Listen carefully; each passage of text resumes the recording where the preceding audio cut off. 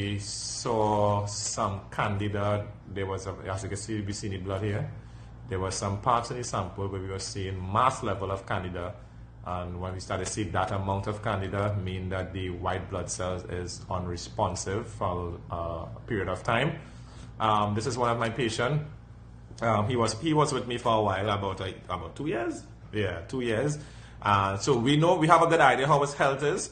So when he started experiencing discomfort and the way that he was feeling, we decided to run some tests. And we see in the course here to why he's feeling how he's feeling.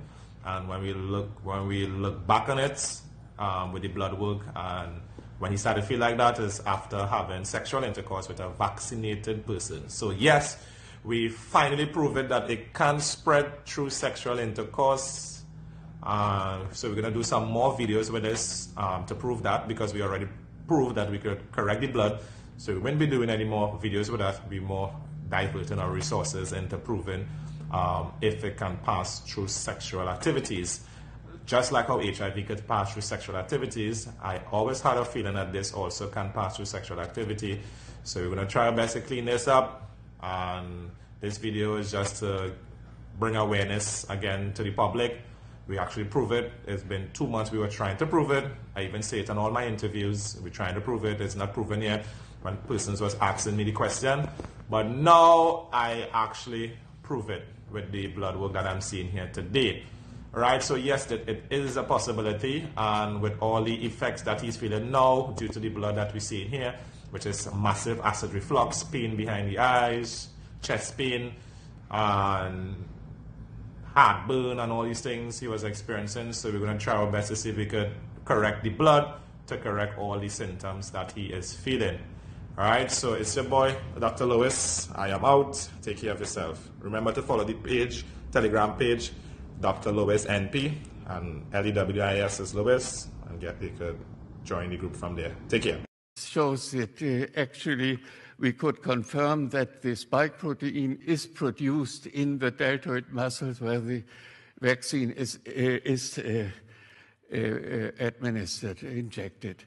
But we could show it in almost all organs, more or less explicitly. And here you see a case where we show the testes, and you can see that in this 28-year-old man who had a healthy son and who died 140 days after injection, the spike protein is strongly expressed in the spermatogenic organ in the testes, and you can see there are almost no spermatocytes in here, but it's strongly expression of spike protein in the spermatogonic tissue.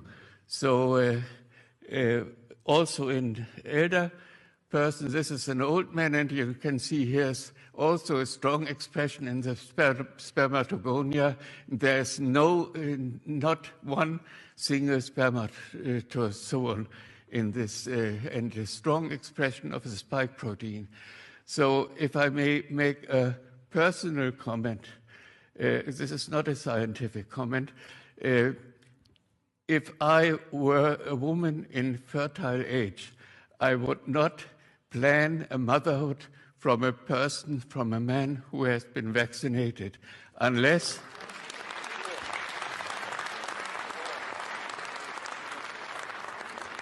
I think these pictures are very disturbing, very disturbing.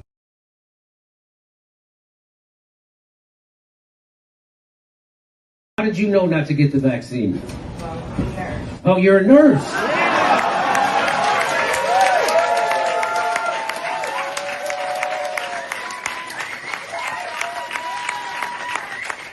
You know, when the nurse won't take the vaccine, isn't that like when the kitchen help won't eat the food?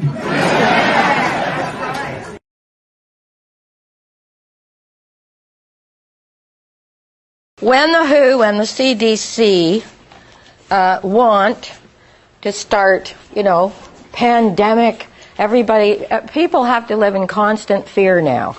Terrorism, pandemics, God, I don't know what next we're going to have to worry about. The WHO has the ability to say, they can pick any virus and say it's a pandemic because they changed the rules about pandemics. Pandemics no longer need to be killing off thousands. All they need to say it's a pandemic is that it's a lot of infections. They don't care if you get over it or you don't.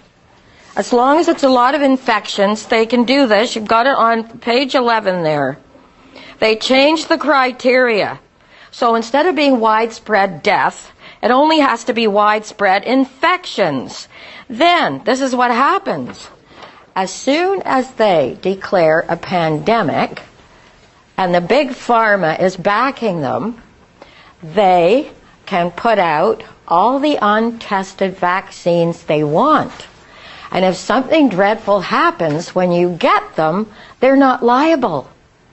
And you've got the other paper down there, the first page. They've now made a law in the United States that even children who have suffered, who are damaged from vaccines, who have autism, who are crippled, whatever, they cannot sue any drug company. They have no recourse anymore. Even if the child is dead, crippled, doesn't matter. The courts have been bribed by Big Pharma to end that whole thing, so there's no recourse anymore, even if you have a dead child. So that's what they have done. So as I said, these people are not about saving anybody's life. They are about making money on testing you, getting paid money while you might possibly die, and you have no recourse to sue them for anything. This is a corporate ruled planet. Please understand that. It's not about loyalty or your country or your nation or anything. It's about this whole thing that's going on is, first of all, to save the most crooked money system on the globe. We are being drained. All our assets are being taken over globally by a banking system that is crooked. I'm with the Committee on Monetary and Economic Reform for years and years. If you don't understand the principle that a private group is printing the money for every nation on this globe, and when they print it, they charge each government interest. This is what's killing and draining this planet of its life's blood. Now, after the huge fiasco, where one congressman said, let it fail. Let's go back to each government producing its own money, printing its money free of interest. Lincoln did it. And all kinds of presidents, of course, I told you, were assassinated because they wanted to put the money back in the public hands with no interest on it. And they're trying to save, this is all going on trying to save that crooked system. It depends on wars. It has to depopulate because the system itself cannot support a normal population on the earth. So they have to blame the population, say it's their fault, there's too many. I could put the whole, well, not myself, but the whole population on this earth now would fit onto Rhode Island. Yes, shoulder to shoulder, but it would fit. And the people who are saying we have to depopulate are the same people who run this crooked money system. That's the only way it can keep on going. They'll do anything to save it. They will have wars, depressions, killing as many as they can, grabbing resources. So it's nothing to do with anything that's got any humanity in it. It's about saving this system.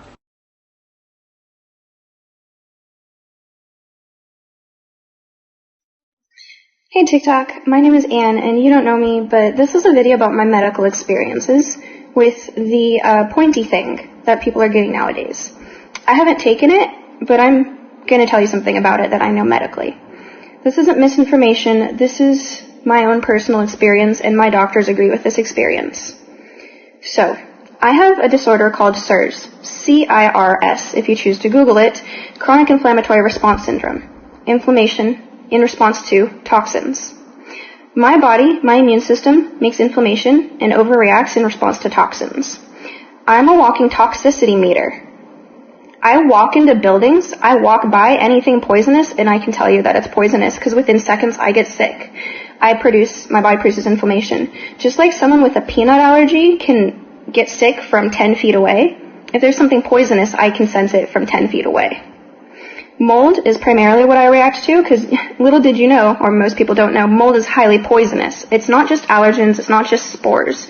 It releases poisonous gases to defend itself. So poisonous, 8 of the 10 deadliest biochemical weapons in the world are mold toxins. It's not harmless, it's not some innocent fuzzy stuff, but I digress. I also react to toxic bacteria, I react to heavy metal toxins, and more. Well, there's a new toxin I'm reacting to, and it's vaccinated people. It's not a conspiracy theory. Every time I'm around vaccinated people, I get sick. I can't go into public anymore without getting sick. I have to survive. But I get sick. I get a cough. I get brain fog. I get headaches. I get trouble thinking, trouble with my memory. My body starts to ache, and my skin burns. Every inch of my skin starts burning like it's on fire. And after a few hours, I get so sick, just by being out in the public. Out in fresh air, out at a park around other people where I didn't used to get sick, I get sick now. Grocery stores, that even if they don't have mold, I didn't used to get sick there, I get sick now. And it's growing and growing and growing this last year, the more people get vaccinated. And I don't get sick around unvaccinated people. When I'm around friends who have not been vaccinated, I don't get sick, but if I'm with friends who have been vaccinated, I get sick. There's a lot of studies that the news isn't telling you about the spike proteins. They messed up. The spike proteins that the COVID vaccine makes and tells your DNA to make, they're poisonous. So what do you think happens when they tell someone's DNA to manufacture these spike proteins that are poisonous? They build up and build up and build up.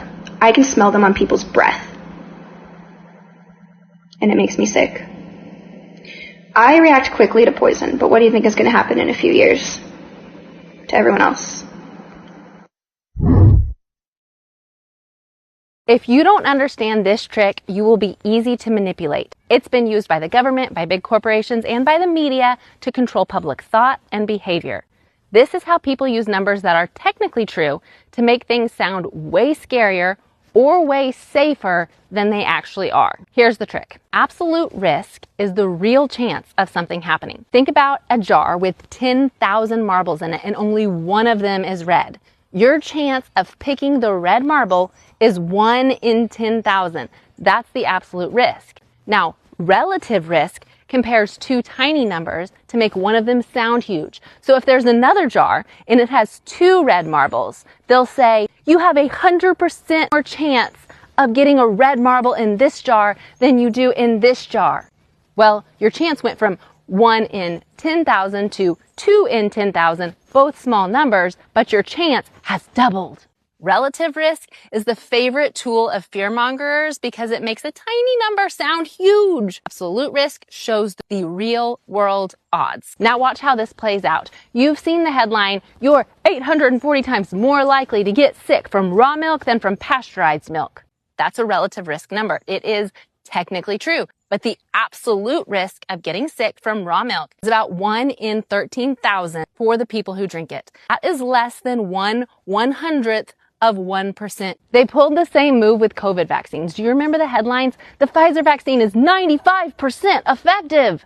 That number was blasted everywhere. But here's the truth. That was the relative risk reduction. When you dig into the actual trial data, the absolute risk reduction, the real difference between the vaccinated and the unvaccinated groups was about 0.8%.